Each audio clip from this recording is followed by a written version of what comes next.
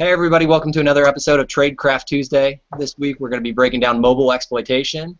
As always, it's myself, Chris Bisnett, and we've got Georgia Weidman joining us this week. She's kind of a pro when it comes to honing all things mobile. I've written a couple books under her name and definitely given just a handful of talks at DEF CON, Black Hat, etc. With that said, we start every episode like we always do. It's going to be a quick intro into the news. This week, one of the biggest things that's hit my inbox is some of the rumored equation group source code. If you haven't seen that, it's probably worth taking a look at hashtag shadow brokers to learn more about it. It seems like to be an interesting story that's developing. Yep, definitely watch out for this. In the dump, there's a lot of working exploits, so I'm sure there are a lot of people hard at work right now trying to reverse engineer those, and on both sides of the coin, defense and offense. Some people are trying to write patches for it. Some people are probably trying to add it to their toolkit. So if you are in IT or defense, watch out for patches. They should probably be dropping in the next couple of days. Chris, what else we got going in the news? I mean, this is our first episode from coming back from Black Hat DEF CON. Yeah. For you guys, the reason we get topics every week is because you are the ones who asked for them. So if there's something you want to hear from Black Hat or DEF CON or talk about training, let us know. Chris and I will be happy to grab the PowerPoint slide, read through the deck, and if we can, we'll actually get the presenter on the show and go through it step by step in case there was something more you wanted to follow up with that you couldn't ask during the conference. Georgia, you were at Black Hat and DEF CON, weren't you, as well? Like, you trained, you taught a class out there, didn't you? Yeah, I did. I was out there, and I did do training. I did a workshop. I did the arsenal. I did a lot of stuff. Yeah, and I caught the con flu, which I'm just now getting over a week later, so it was a bad one. So thank you to all the germ people at Black Hat and DEF CON. I really appreciate it. They have that list every year of like, eat once a day or whatever, shower, once a day. I think. Yeah, it's like you're supposed to sleep for 3 hours and then 2 meals eaten and then 1 shower, which doesn't always work out. I think we should add 4 times hand sanitize because, I mean, you're always there taking everybody's hands saying, hey, what's going on? And I've never been to the con and not came back home with something. Yeah, when I used to travel like all the time and did a bunch of events, like when I first started doing it, I got really, really sick, like lost my voice, sick, like this one. But I guess I developed an immunity because I was doing it all the time. But now that I'm doing the startup, I'm mainly at home. So yeah, I got it bad.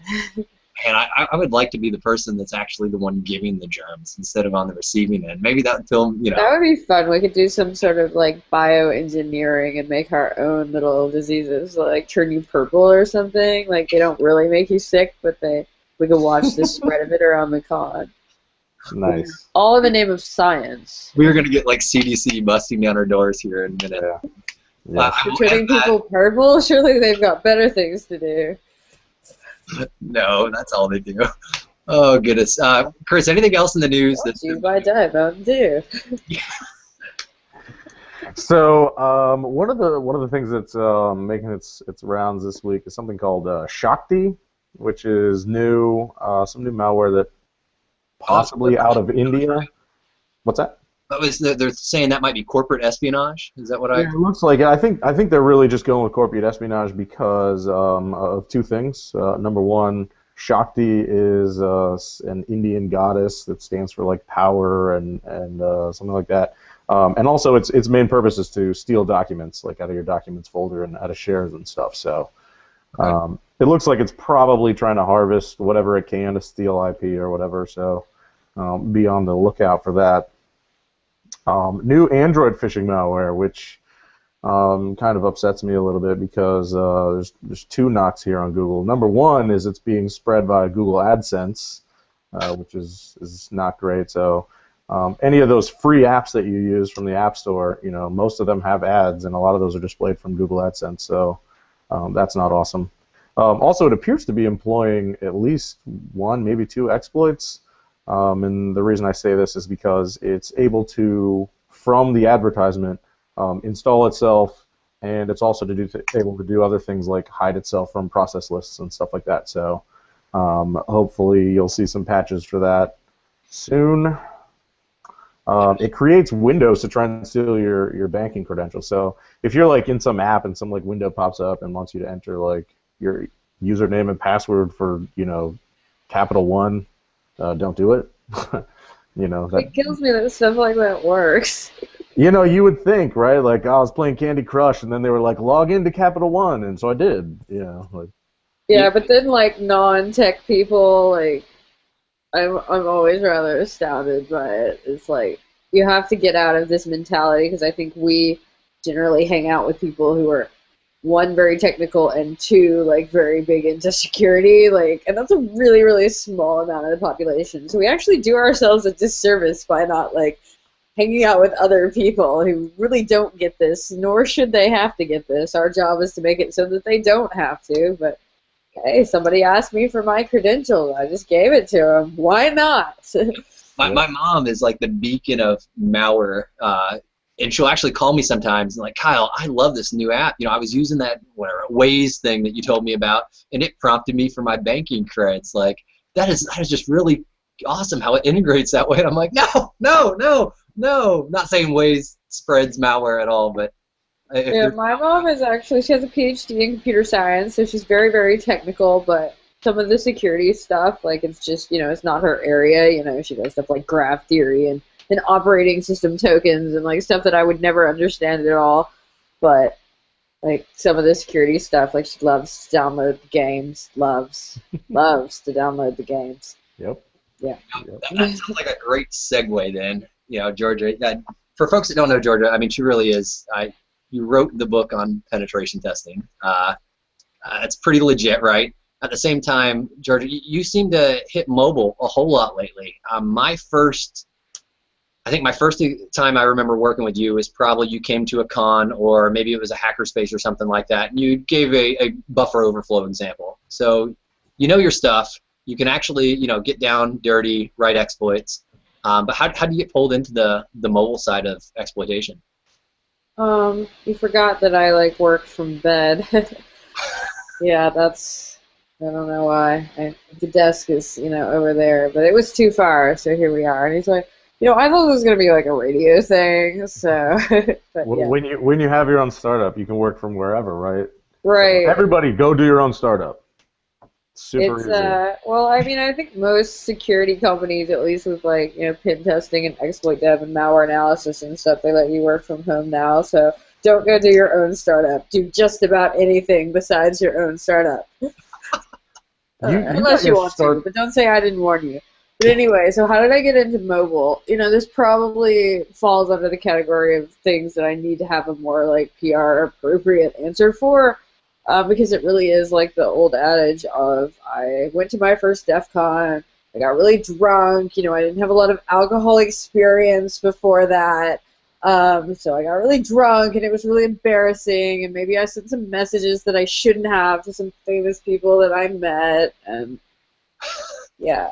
I thought, well, I need to do something to stop myself from doing this. So just like happens in like every movie ever, I'm like, oh, I'm gonna make an app to like stop myself from drunk texting. But then I realized like I could just turn it off. So I needed to do it at the baseband level, like in the kernel instead of at the app layer, which given my skill set was something that I could do. So it really started like that, and then I kind of became, that girl who does mobile. So I kept doing mobile research. I don't know. I'm always like, I need to do a big talk on something like Windows exploitation or something completely not mobile, just to mix it up. But who has the time? So I think that's the best story I've ever heard of why somebody's got into something like, hey, I was tired of sending drunk texts. Yeah, but it's so cliche, like. That movie, like, where they go do the internship at Google, it's like, that's a drunk texting app. Like, it's so cliche, it sounds made up, but it's not. That's really what happened. You got a lot of your start through, like, Cyber Fast Track, right? Right, I did do the Cyber Fast Track. I was actually, when I was lamenting, as I do, about why did I do this startup thing, I almost, like, wrote this thing on Facebook, and it was like, if I hadn't gotten my DARPA grant, what would my life be like now? And like have people tell me what it would be, because that really was the turning point for me. I had done research before. I had started to do a little bit of teaching, but I had gotten a better job that was slightly better than the job I had before. But like in terms of what really was the turning point, it was the DARPA Cyber Fast Track stuff. It did, it allowed me to do some research, and they gave me money so I could start my company. So yeah, it was a good thing, except when I'm lamenting. Yeah. Well, I didn't mean to throw you on the spot and like ask you interview type questions, but I hope that at least explain, when we start jumping into here in a second about like how people are getting popped on their phones, maybe it adds a little bit of credibility to like, hey, at least the folks here somewhat know what we're talking about, I guess. I don't know. I mean, does anybody really know what they're talking about? Maybe at the moment, I guess. Well, here's the thing, right? So, I've always considered myself, like, not a developer, right? I write code, but I would never consider it, like, product code. But then I hired people to write product code, like people who build product code for a living and are apparently successful at it. But now, now that I actually take the time to go read it, I'm just like, this isn't any better than what I do. Maybe, we all just don't give ourselves enough credit here. Maybe we're all really smart. Well, that's funny on the mobile side, though. I mean, we just talked about, or at the cons, there was exploit after exploit this weekend dropped. It seemed like Android really had a tough time at the con. I mean, when that boils down to it, is that not hitting the same thing you just talked about? Like, hey, code quality is a hard thing to do, and so it's easy to parse things wrong or handle events wrong or use something after freeing it. I mean... Yeah. I mean, it is like, now that I'm building a product, you gotta have a GUI, which means you gotta have a web app, and it all comes back to that, like, OWASP top 10, and I'm like, you guys know all about OWASP top 10, right? You're gonna not have any SQL injections or command injections or any of these things in my product. And like, oh yeah, we know all about that. Famous last words. Yeah, so, yeah, it's really easy. I mean, I do it. I've done it. I mean, you can Google it. It's like, you're just so, especially if you're like me, you're just so excited that the damn thing worked in the first place. Like, forget about going back and sanitizing your input, Yeah. Yeah. No, that's a common problem, right? I mean, a lot of people get hung up on, like, let's just make it work, and, then when it does, then it's, I got to get on to the next thing. So. I know, it's like our backlog of features is so long, and, like, the person who does the features is me, so it's like, not to get all, like, famous memes, but, ain't nobody got time for that. So if you were to, I mean, we all have, sadly, one of these things, right? Whether it's a tablet, I guess even some laptops now are considered mobile devices. If it was boiling down to you getting initial access, since we called this thing mobile exploitation, how'd you do it, Georgia? What would you attack first nowadays? I know I have my answer. I'm just interested how it differs from yours. Well, I really wish this wasn't true, just for the state of things, because I'm not the best social engineer ever, and people who have better social skills are always going to be able to have leaps and bounds above me in this, whereas I'm more the technical type. But, I mean, social engineering is how you get it. I mean, like, phishing. I mean, even people, so let's say in a special world where nobody falls victim to email phishing anymore, which we all know is not the real world. You've got, like you said, about, like, overlays with, bank credentials, and then, I mean, that's really phishing, right?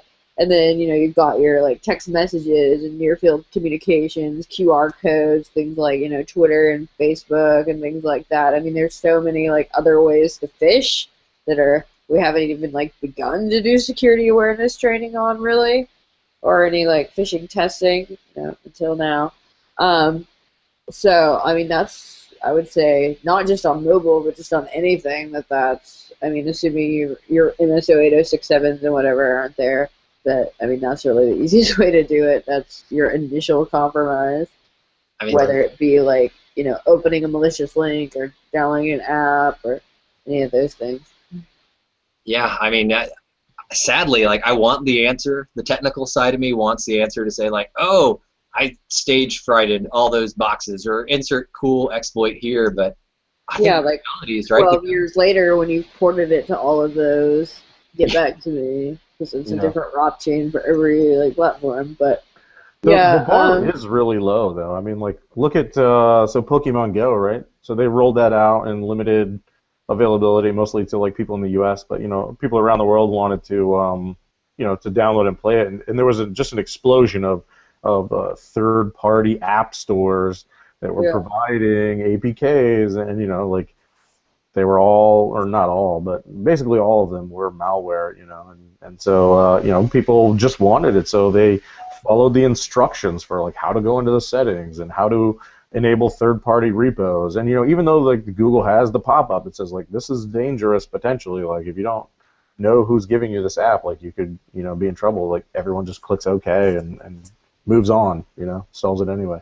Yeah, I mean, even as a security person, like knowing what I know, like if there's something that I really need on the other side of some insecure thing, I'm gonna do it. Like if it's between like doing something that I know is insecure will probably pop me, but what's on the other side is like potential for VC funding, I'm gonna do it.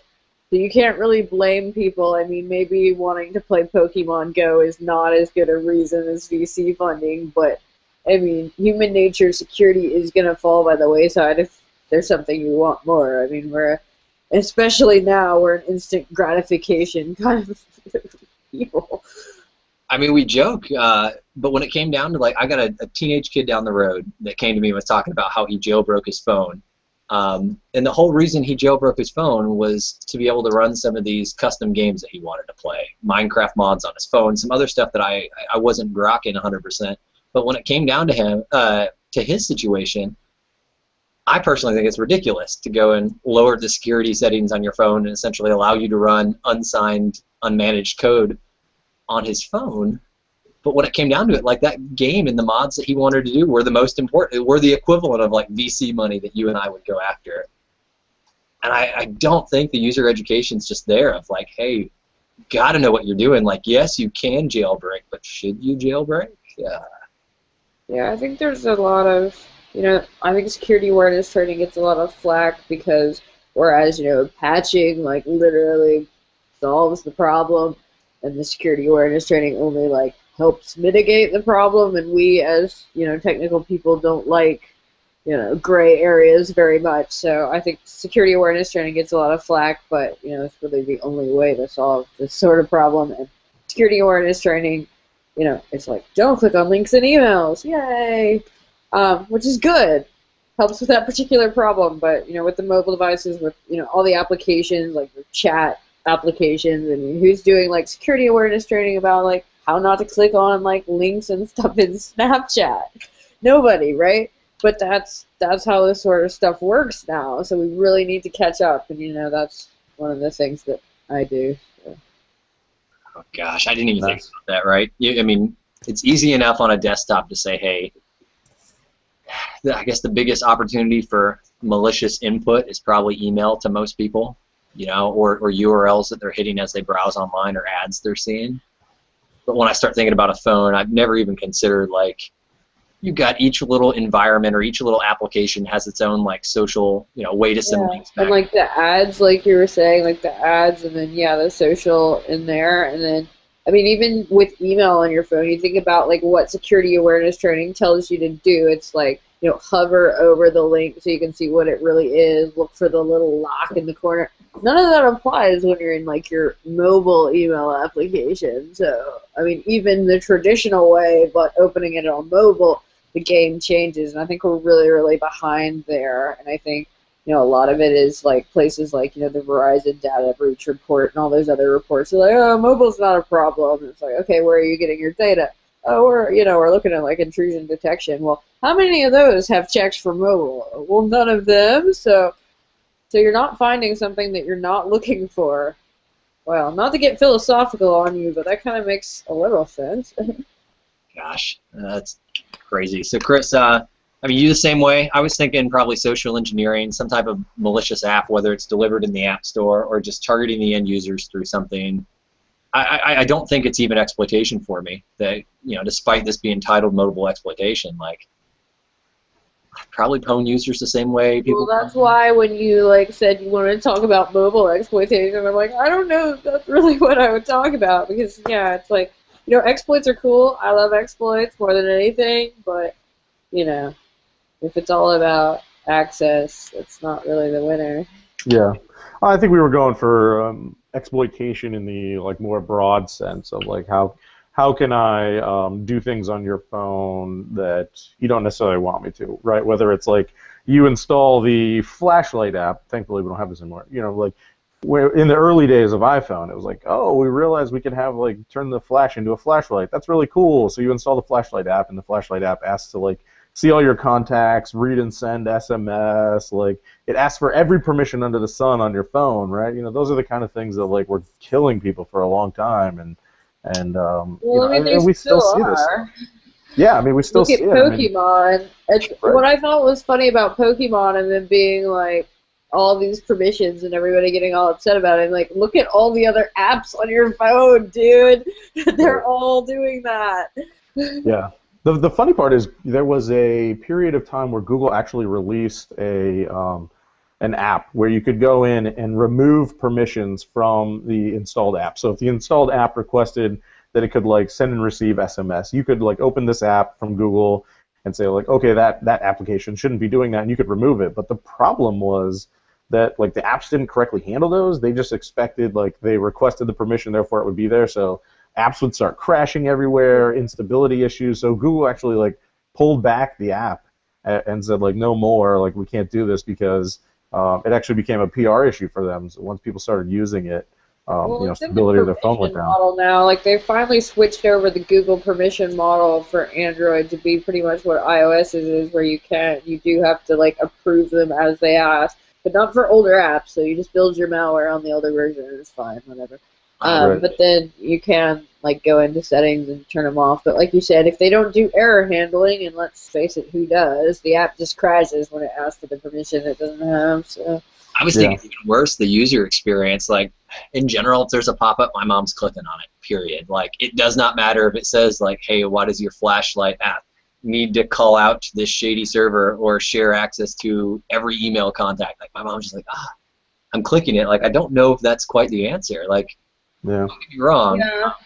I mean, a lot of, like, the malicious apps and then the fake malicious apps that we make for training purposes, that it's like, you know, it just asks to be a device admin. It's like, because your boss said so. Click, okay, done, hooray.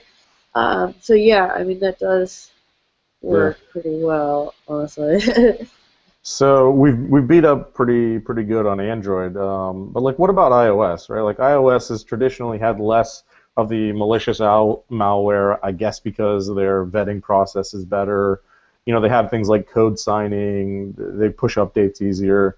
So like given all these things, if you had to attack iOS, what's the way you're gonna get onto iOS and get some information that you need? So the main thing that I do and like what our product does around iOS is, I mean, to get around the code signing stuff is to try and do a profile push, which again is the user just has to accept it. So, you know, send it through like text message or whatever, to try and get them to, you know, access the profile and accept it, or and then, you know, you sign your malicious, in my case, malicious with quotations, because again, they're for training.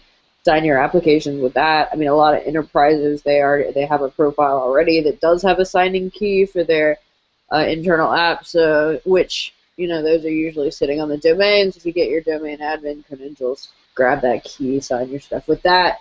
But a lot of times, again, you can just push your profile out, and if people will accept it, you know, that's how this stuff, security stuff, gets put in place anyways. So overwrite it or put one in place in the first place. But yeah, in general, iOS is a lot harder, but I mean, there's always going to be ways. Right. But yeah, I mean, Android, you know, Android was never really meant to be like the secure platform. It was supposed to be like the open platform, and iOS was supposed to be the hard, like, you have to beat it up kind of platform. So, I mean, it's not surprising. I mean, Android has gotten a lot more secure over the years, and I see a lot of enterprises like allowing Android, certainly, or even like wanting to use Android as like their platform. I think people generally go about it wrong, though. I mean, you see stuff like, I mean, obviously it's not wrong, but you know, your silent circles and all those that do like the secure Android. I mean, as soon as you put it in the hand of a user, I mean, you can lock it down so much that nobody wants to use it, and then they don't, and then they just bring their own device anyways. Or, you know, you can make it usable, in which case I don't think you can trust the security of it at all. It's by design kind of a zero trust platform. So, I mean, I like to look at it as you assume it's all screwed up. There's going to be malicious apps on it. There's going to be security vulnerabilities in the browser and other apps. There's going to be like kernel level vulnerabilities. There's going to be possibly baseband vulnerabilities, like in how it gets its communication. So assuming that, and assuming that users are going to click on stuff and download malicious apps and accept profiles and let applications be admin and accept permissions they shouldn't, I mean, assuming all of that, and that's in your enterprise, one or two for each person who works there, like that's what you have to start with in order to start doing security around these things. Not like it's secure, okay, it can be here, but it's really, really insecure, and it's really, really malicious, and it has to be on our network. And I mean, that's the only way we can do security well, and I don't see many people looking at it that way. Well, I think what I want to hit there, what's interesting is just how nonchalantly you were able to say, like, when Chris asked, how do you pwn an iPhone, for instance? And I think I hear the standard answer of, like, oh, yeah, the App Store is more secure, they've had code sign enabled for longer, and generally there's code review. But when it came down to it, you were able to not, you know, you didn't even bat an eye. You were just like, hey, we push a profile. You know, we leverage the internal sign-in key or something along those lines for signing internal apps. Well, I mean, that's how the bad guys are doing it. I mean, given that, you know, I do penetration testing and I do, you know, mobile testing and social engineering training and all that stuff. I mean, I want to do it the way the bad guys do it. I didn't make this up. The bad guys made it up for me. I just find it like super slick, and maybe something, or you know, the viewers actually noticed, or maybe they didn't notice. But like when it comes down to it, all those security mechanisms in place, and it's still, I won't trivialize it, but I'll definitely, I mean, the way that you expressed it, it's not an insurmountable feat. And then on top of it, even if you did have this super hardened phone platform or something along those lines, in the hands of a user, you know, they're still going to get pwned when it comes down to it. It has to be usable. That's, I mean, the key is that, like, if iPhone or if Apple was going to get the business that they wanted around enterprises, either requiring people to have an iPhone to do BYOD or giving out the iPhone, you know, they had to have these kinds of capabilities, you know, to hook up to, you know, what BES became, which was EMM, MDM, or Enterprise Mobility Management. I'm not supposed to use acronyms, but you know, they had to do that if they wanted that business. So they had to open up the possibility for like being able to sign apps for the enterprise, being able to have like the big master box, like able to see into the phone itself and change things from there, because that's how Enterprise Mobility Management works. So if you didn't use the Enterprise Mobility Management, people are going to stay with BlackBerry and use their BES, or heaven forbid choose Android, which was very quick to put out like APIs for Enterprise Mobility Management. So, you know, they had to open up that possibility, and as soon as you allow people to put on a profile that says, I now trust this, you know, people are going to start, you know, attacking that, which, I mean, the fact that you have to do that it's not like, oh, I just downloaded an app. I mean, it's certainly a lot stronger of a security model, but like I said, Android's getting there. I'm actually really annoyed a lot of the time by how secure Android is these days. It used to be so easy. So we got two questions, and it kind of relates to the Android one, but also iPhone, and it's flat out, you know, do you guys recommend, or what are your recommendations in regards to rooting and jailbreaking? Well, see, this is complicated because I do, it's not like my main business, but I do occasionally, like, do application testing. So, like, people have, like, their Android or iOS, or occasionally Windows Phone or BlackBerry even, applications, and I have to test them. And really the only good way to do that, to really get an idea of what's going on, is to jailbreak a root. Like, you go to any like training class or any site that of any worth about how to test applications, and that's what you have to do. So as a security person, my phones are completely crap around security. You know, I put a little sticker on it to maybe keep the bad guys away. But yeah, so I mean, you have to in a lot of cases, and I think that, you know, to make it so black and white to say that, you know, rooting and jailbreaking is bad just on principle. I mean, obviously there's one example there where if you run a shop of any kind that does any kind of internal testing for applications, which if you build applications, you should, there's, at least a couple devices on your network now that have a legitimate business reason for being rooted or jailbroken. That said, a lot of the places, like with the applications, if you Google right now, jailbreak my iPhone, you're going to find some nasty stuff. And what's worse, I think, though, is that the bad rap that it gets, you get like all of the enterprise mobility managements having a check, or all of the mobile antiviruses and things like that, like am I jailbroken, which all they look for, all the ones that I've seen anyways, all they look for is the presence of Cydia, which is what traditionally your iPhone gets after jailbreaking and third-party app store, and the presence of like Super SU for Android, which gives you the root privileges. So basically it's looking for the post-exploitation, not the exploitation itself, whereas, if you were a malware author of any worth, you would strip out, at the very least take the jailbreak, strip out the post-exploitation and put your own there. Like, not even write the exploit yourself at that point. You're saying I shouldn't drop Cydia when I'm popping boxes. That might leave artifacts behind. Right. You should, instead of dropping Cydia, drop something of your own, which, isn't checked for. So, basic malware 101. Change it up just enough that antivirus doesn't see you. So, like, if you have a need to root or jailbreak, like app testing, or, we talked about, I guess, before, or I don't know if it was before or after the show started, about, people got to play their games. So, you have to take the risk of, you are asking an unknown person to exploit you, and what happens after is, who knows. So, but I can't rule it out because I have to do it myself. Fair enough.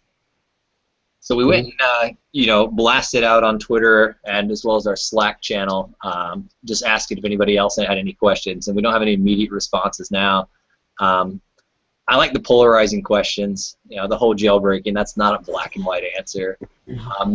One of the things we always touch, though, on is, hey, if we give the story that's grim, right? We just talked about pretty much like, hey, the three of us, between us, we could definitely pwn your phone. When it comes down to it, whether it's social engineering or some app vulnerability. Is there a brighter side to this? Is there something that end users can be doing to keep themselves, more safe? Well, I think you have to put it in perspective that, like, when was the last time you did a pen test on an enterprise and didn't get domain admin? Security is hard. I don't think users are necessarily doing it wrong, and I don't think vendors are necessarily doing it wrong. It's just, hard. And, but I think that, like I said, the security awareness has got to go from hover over the link in the email to, don't click on things that you get in Snapchat, or, don't say yes to the pop-ups necessarily, read them. And, I think that a little bit of logic, I guess, like thinking like, why does this app need this? So that makes me happy when I see like it blowing up that Pokemon's got a lot of permissions, because yes, 50 other apps on your phone have it, but at least people are getting this message and starting to think about it. So I think really, just trying to think about, do I need this thing? What is it potentially doing? Because I probably have a lot of malware on here, honestly, but I try and keep like my customer data away from it. So, I think about it, and I'm like, it could happen. I could totally get popped, and it would be like, it happened. But there's no way to use computers completely securely. Like, when I started doing subcontracting for bigger firms, like, I had to do this security policy thing, which I guess I should have done way before that. It was like, I had to have like legitimate, like, official data policy things like we tell people to have, and I didn't have one, and it was like, data retention, like, what do you do with this stuff? It's like, I take the hard drive out and I put it in a safe. Oh gosh. Okay. So yeah. And then you get stuff like when I travel, so I do take all the customer data off the computer and use a separate computer and whatnot. But anyway, so then I end up, I'm like on a trip, and a client that hasn't responded in weeks shows up, and they absolutely have to have this thing now. And I'm like, God, I don't even have the original. So I'm like, Mom, go like open the safe and get this hard drive out. But I don't live with Mom anymore, so now I'm just screwed. But yeah, I mean, it's hard to do anything with customers and do things securely, but you have to secure your customer data. And then, even as an end user, I mean, you probably have a job that has, some technical component where even if it's you just have to log in remotely or you have to remember a password, you probably put that in your phone. So it's hard. I mean, I know that's a dumb answer that security is just too hard. So Rob Fuller, aka Movix, just hit us up with saying, hey, what should the general consumer's main fear be when handling their mobile device? And he specifically pointed out, like those cases we were talking about earlier, like grandma, grandpa, and then is there anything else like as the family tech support do for them? I'm not too aware of many solutions that would allow me to help protect Mom, sadly. Unfortunately, I would agree, and I think a lot of like what I'm doing, with the tool and the products. I mean, it's for enterprise like mobile testing, but I want to trickle down into everybody. Because I do see a lot of like vaporware or stuff that didn't work very well on the desktop side now working less well on the mobile side. People are like, oh, I've got the X antivirus or X like spyware protection or whatever, and it's like, yeah, because that ever helped anybody. But that sort of stuff gets a really bad rap, and really it shouldn't, because like antivirus says it does a very specific thing, like catch known virus samples, which fair enough. Just all the ones that are almost known that are the problem. So I think people think that because they have antivirus, they're good and that they can download whatever they want, which obviously they can't. So I guess we were on that radio show together where the guy was like, "You guys are like who watches The Watchmen," except he said it in Latin, so it was much more intellectual.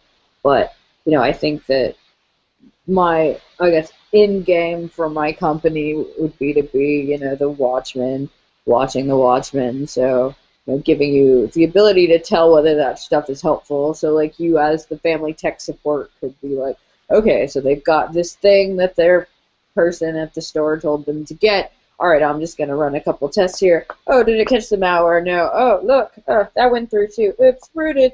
So, very quickly be able to prove that it isn't doing its job or it is doing its job. And again, this is, first for corporations, like, is your enterprise mobility management working? Is your security awareness training working? Is, any of your security budget being used on things that are helping you? But I definitely want to trickle it down to, the end consumer could use this, or their more technically savvy family members at the very least.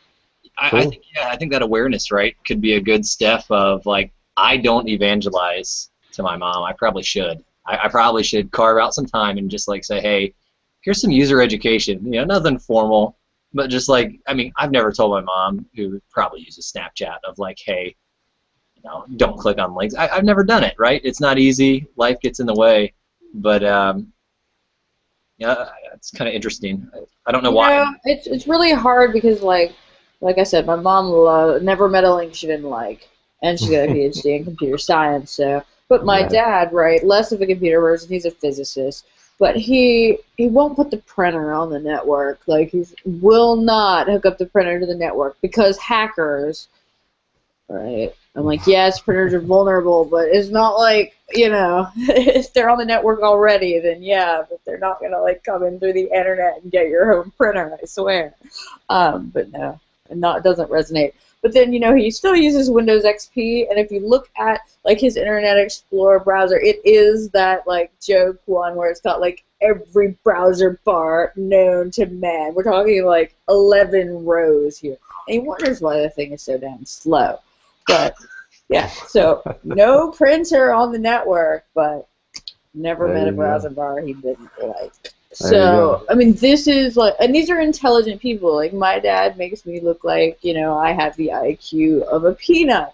He is so smart. like ask him like any integral ever, like, math, and he knows it all in his head. Super smart guy, but people don't get this. My computer says it's gonna run out of battery. Where's the thing? This is what happens when you sit in bed and work. Here we go. All right, we'll give you. All right. So before we let you go, is there anything you want to plug? New book, upcoming speaking engagements, anything you got going down, trainings, anything? Well, I'd like to do a new book, but if someone would write it for me, that would be good. The book was probably the hardest thing I ever did in my life. Also one of the most rewarding, not money-wise, but like, recognition-wise. So no new book. The only speaking engagements I really have coming up are like either like internal events or they're like really far away. Like I'm going to Bogota, so I don't think anybody would want to go to Bogota like just to watch me speak, probably. Maybe, I don't know. But yeah, I'm going to Bogota. I'm really focusing on my startup, so I'm kind of boring, but we did just do our free product release at Black Hat, and the pro product coming at the end of the month. But if you want to play with it and give us some feedback, it is security testing, particularly around phishing for mobile devices. So all the stuff we talked about like being able to test for that sort of stuff. And we just got a grant from the state of Virginia to do like the security awareness training, like for the when you fail kind of stuff for it, which is coming along nicely. So we're an early stage startup. We're not even selling anything yet. We're just trying to get enough traction to get people to give us money.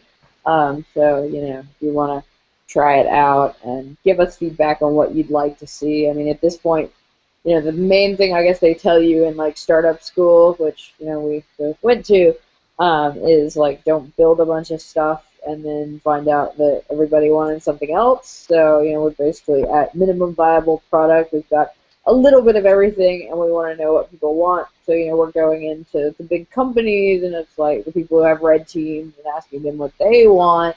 But just for being me and coming as an individual researcher, like the individual researchers and individual like users, what you guys want is more important to me. I mean, the rest of my team cares about what the enterprise wants. I don't really care about that, which is why I hired people smarter than me to do the business side things. Is I'm just like, I'm just gonna go do what I want to do. So yeah. So if for anybody interested in playing around with that, where should they go to find that? You want to go to Shavira.com, which is SHEVIRAH, which basically means pin testing in Hebrew. Shavira means the destruction that allows for harmonious creation, which is pin testing. So yeah, Shavira.com is just a free download on there. I assume it's back up. I took it down for a little bit, fixed some stuff. Small development team, basically just me.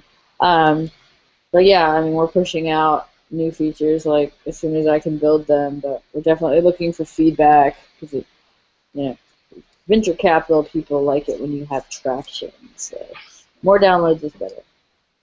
Cool. Man, oh man. Well, sweet. I think we managed to run 40-some minutes. Hopefully a lot of folks got a lot out of this.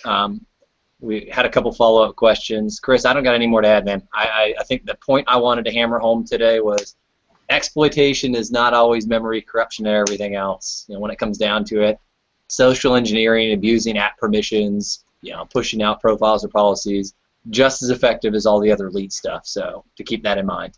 You got anything else you want to add? No, I mean I would just second that. You see a lot of stuff at conferences talking about the newest, most elite ODay, but 9.9 times out of 10, that's not how people are getting popped. At least not the average person. So it's so fun. I mean, it is right, and you gotta scratch that itch. But sometimes it's security for the 1%. So try to focus on the rest of the people and how they can help themselves, or how we can help them. So that's really all I got. All right, guys. Well, Georgia, thank you for holding it down with us. Always a breath of fresh air to have somebody else, not just talk within an echo chamber. And thanks again for everybody who asked, specifically for Georgia, and to learn more about mobile exploitation. Thanks, guys. I'm gonna go back to killing OAuth top 10 bugs in my GUI. Yeah. Nice. Nice. All right, guys. Thank you again for joining us. Have a good one. Yep. See you next week. Bye.